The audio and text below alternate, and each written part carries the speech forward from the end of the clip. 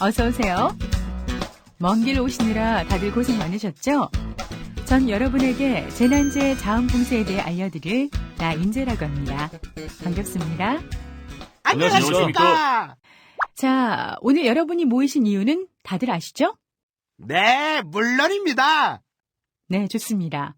여러분은 재난재해가 뭔지는 다들 알고 계시죠? 태풍이나 호우로 인한 피해를 재난재해라고 부르는 것 아닌가요? 지진도 재난재해 아닌가요? 네, 맞습니다. 재난은 국민의 생명, 신체, 재산과 국가에 피해를 주거나 줄 수 있는 것을 말하고, 재해는 재난으로 인하여 발생하는 피해를 총칭하죠. 그런데 보통 재난이나 재해를 구분 없이 사용하지 않나요? 맞아요. 구분 없이 사용하기도 하고 재난재해로 표기하는 경우도 있어요.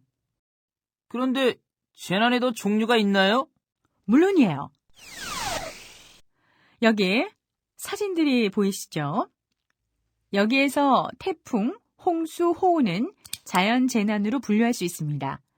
그리고 화재와 붕괴, 폭발 등은 인적 재난으로 분류할 수 있으며, 마지막으로 에너지, 통신을 비롯한 국가 기반 체계 마비와 전염병 확산 등으로 발생하는 사회적 재난으로 나누어진답니다. 선생님, 우리나라의 대표적인 자원봉사활동 사례에는 어떤 것이 있나요? 그것도 몰라? 태안반도 기름 유출 사건이 있잖아. 아, 생각났다. 저도 그때 봉사활동을 가야 하나 말아야 하나 무척 고민했었는데. 맞아요. 일명 태안의 기적이라는 평을 들을 정도로 많은 자원봉사자들이 참여했었죠.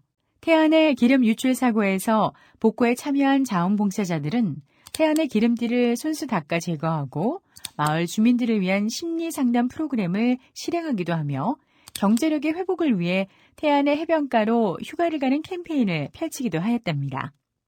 역시 한국 사람이야. 우리나라 사람들은 단합이 잘 된다니까. 맞아요.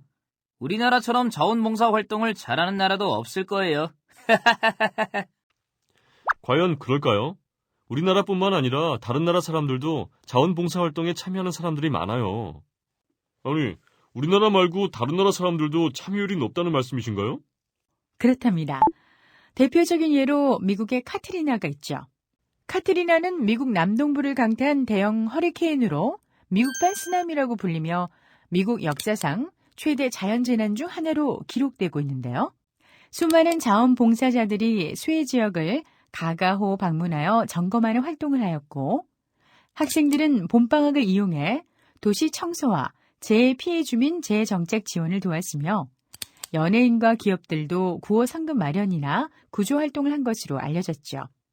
우, 정말 자연재해가 무섭긴 무섭네요. 한순간에 도시가 물바다가 되어버리다니. 우와!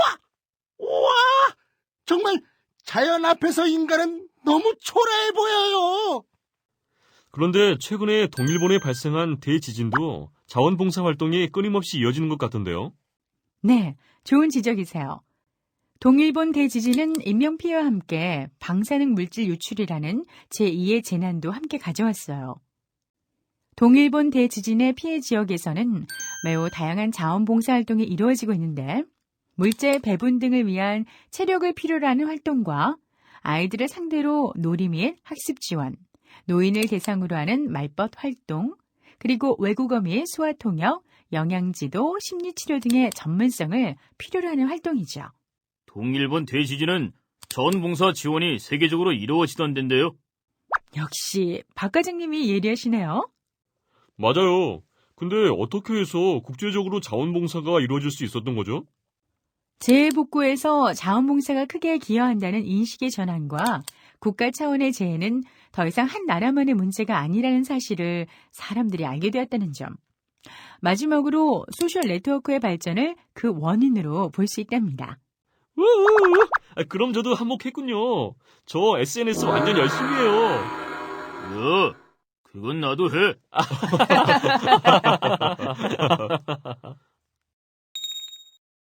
재해복구 자원봉사의 신청 방법. 자, 지금부터 재해복구 자원봉사의 특성에 대해 하나씩 알아보도록 하겠습니다. 우와, 안 그래도 궁금했는데. 아유, 얼른 알려주세요. 여러분은 재해복구 자원봉사 신청 방법에 대해 알고 계시나요? 그런 걸 알면 제가 여기 와 있겠습니까? 그럼 지금부터 알려드리도록 하죠. 먼저 자원봉사 참여 과정은 신청, 교육, 배치, 봉사, 실적 인증, 인증서 발급의 순으로 이루어집니다. 그럼 자원봉사 신청은 어떻게 하면 되나요?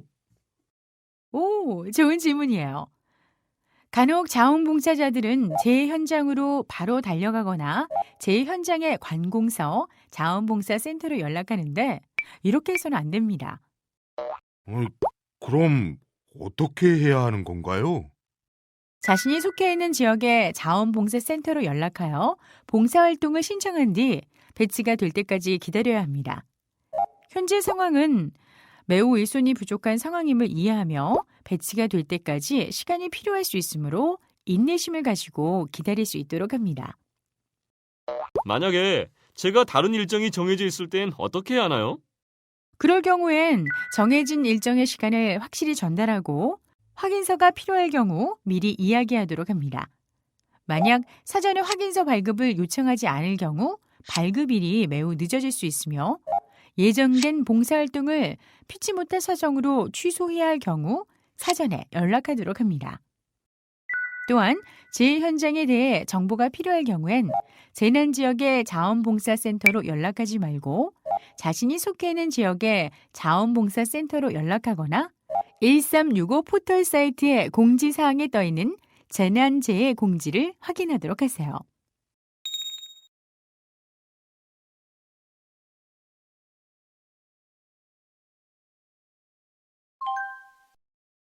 자원봉사 신청은 어떻게 하면 되나요?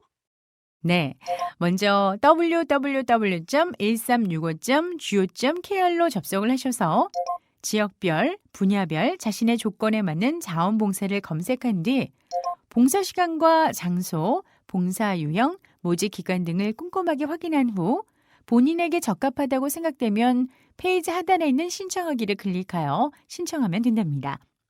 참고로 재해 현장에 도착하면 자원봉사센터나 현장 안내소에서 현장에 대한 주의점과 필요 물품, 해야 할 일 등에 대한 교육을 받고 활동을 시작해야 한다는 것을 명심하세요.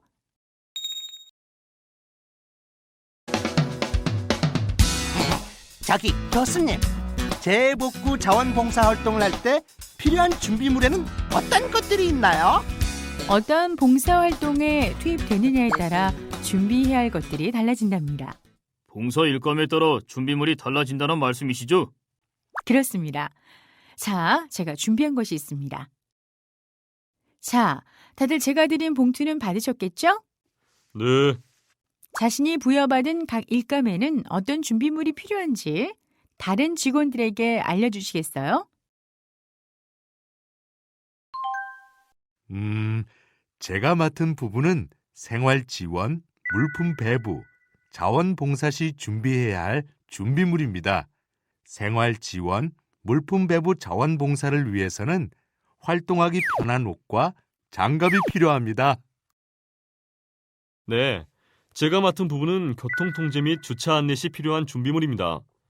교통통제 및 주차 안내 시에는 호루라기와 경광봉, 야광조끼가 필요합니다. 제가 맡은 부분은 말이지요. 세척과 청소입니다. 세척과 청소 봉사 활동을 할 때에는 여벌 옷과 장화, 수세미, 공업용 마스크, 빗자루가 필요합니다. 저는 농작물 관련 자원봉사 활동 시 준비할 사항에 대해 알려드릴게요. 농작물을 수확하거나 정리를 하기 위해서는 모자와 낫, 호미, 삽이 필요한데요.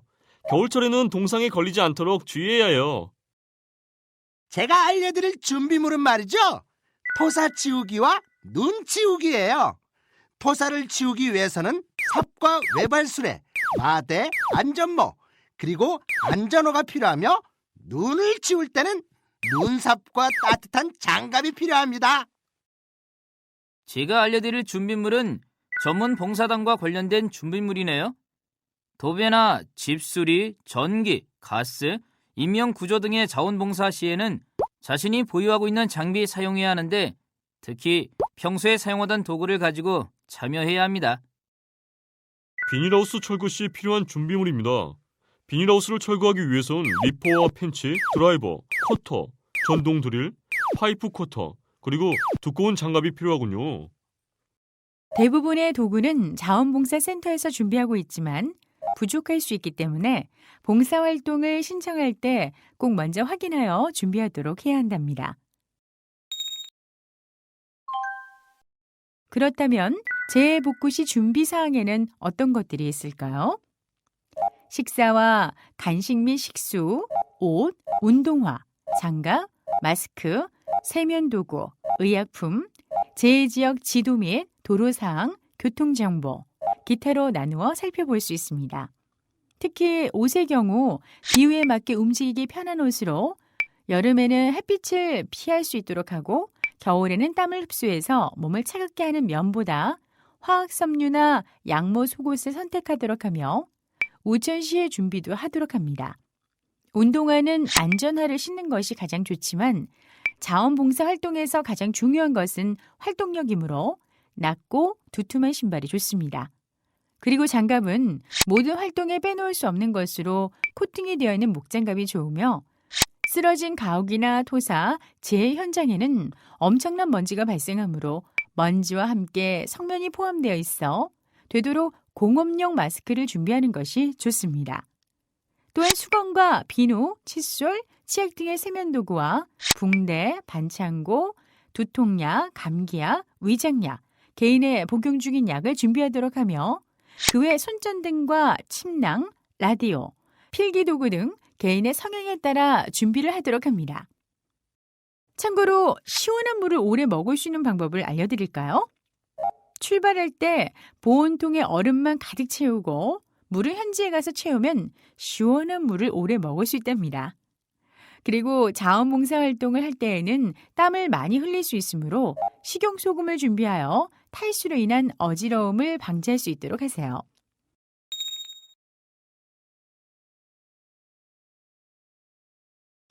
재해복구 자원봉사에 참여하기 위한 자세.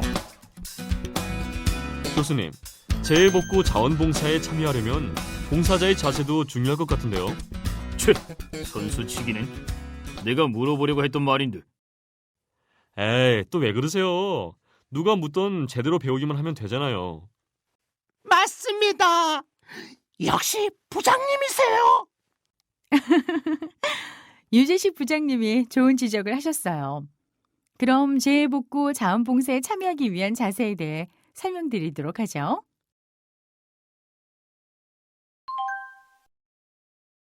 재해복구 자원봉사자의 자세는 내 지역 복구 활동 시의 자세와 타 지역 복구 활동 시의 자세로 나누어 살펴볼 수 있습니다. 먼저 내 지역 복구 활동 시엔 크게 3가지 자세가 중요합니다. 첫째, 원활한 복구 활동을 위해 다 같이 참여하는 것이 중요합니다. 즉, 구호, 복구를 위한 교통 통제에 적극 협조하고 대형 차량 이동에 필요한 통행로를 확보한 뒤 주차를 시키도록 하며 자원봉사 단체들은 평소에 준비해온 역할 분담에 적극 참여하는 것이 중요합니다. 둘째, 선진 시민 의식을 가질 수 있도록 합니다. 민, 관, 군이 한마음이 되어 서로를 믿고 격려해주고 구호품 배분과 급식 등 시민들이 선진 의식을 가지고 우리 지역에 찾아오는 봉사자에게 고마운 마음을 가지는 것이 중요하죠. 셋째, 이재민의 아픔을 같이 나누는 자세가 중요합니다. 지역의 봉사자가 먼저 자원봉사에 앞장서도록 하며 평소의 재능과 전문 지식을 우리 이웃의 이재민에게 아낌없이 나누어 줄 수 있는 자세를 가지는 것이 중요하죠. 그렇다면 타 지역 복구 활동 시에는 어떤 자세가 필요할까요? 첫째, 제 지역의 정서를 생각해야 합니다. 화장이나 장신구, 의상에 주의해야 하고 가벼운 언행을 조심해야 하며 재해복구 봉사를 불우이웃돕기로 생각하면 안 됩니다. 둘째, 재해복구 자원봉사는 진실성을 가지고 참여하여야 합니다. 간단한 준비물과 식사 및 간식 등은 꼭 지참하여 참여하도록 하고 최대한 많은 시간을 할애하여 재해복구 자원봉사에 참여하도록 합니다. 그리고 현장의 변동에 따른 일감에 대해 편견을 갖지 않도록 하는 것이죠. 셋째, 선진 시민 의식을 발휘해야 합니다. 즉, 제 지역에 구경하러 가지 않고 교통 통제에 적극 참여하고 대형 차량 통행로를 조성하도록 주차를 조심해야 하며 현지 상황을 비판하지 말아야 하죠. 어떤가요, 여러분? 재난재해 자원봉사가 어렵지만은 않은 것 같죠?